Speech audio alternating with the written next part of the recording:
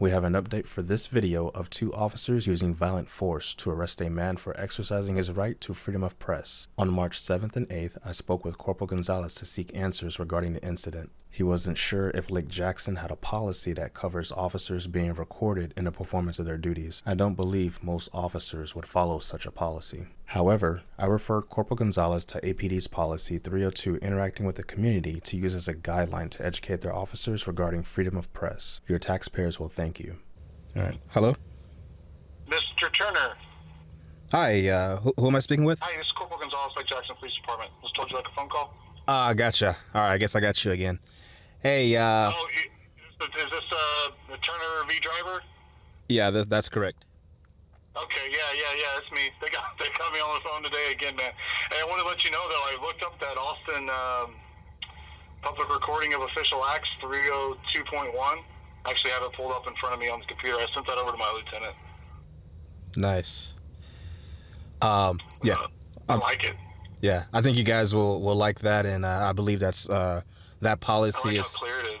Yes, I believe that policy is something that you guys would definitely incorporate into your department. I think you guys will find it informative. Yeah, I sent it over. That's about all I can do with it. And the LT responded back. He said it was a good read, so hopefully it goes somewhere. I hope so. I do have some questions. I guess if there was any new development regarding that situation.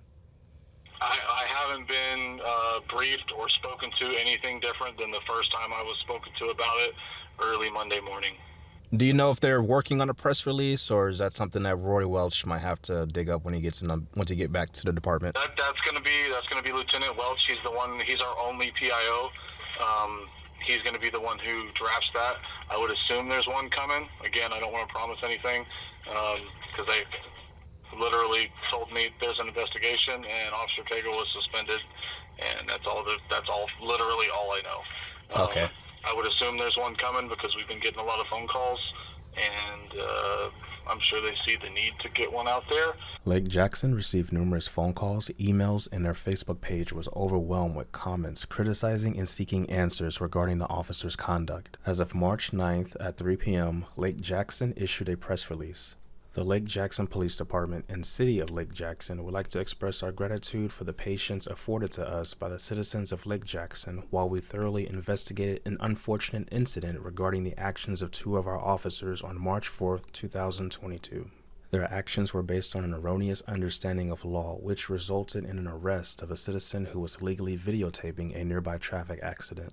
Police Department supervision quickly discovered the error, released the citizen, and initiated an internal affairs process. At this time, the internal affairs investigation is complete, and we have taken the appropriate action given the circumstances of this incident. As of this morning, before conclusion of the investigation, we accepted the resignation of Johnny Cagle from his position with the Lake Jackson Police Department. Officer Mendoza, who was also a subject of the investigation, will receive a period of unpaid leave and is required to participate in remedial training in the areas of law of concern in this incident. We are also in consultation with the District Attorney's Office for confirmation on whether the actions of the officers rise to the level of criminal responsibility. We work hard every day to earn and keep the trust of people we serve here in Lake Jackson, and as we move forward as a community, the Lake Jackson Police Department recommits itself to the tenets of delivering professional and courteous service, preserving the peace, and enforcing the law and Constitution to make a safe environment for all citizens. When officers investigate themselves, they typically find no wrongdoing.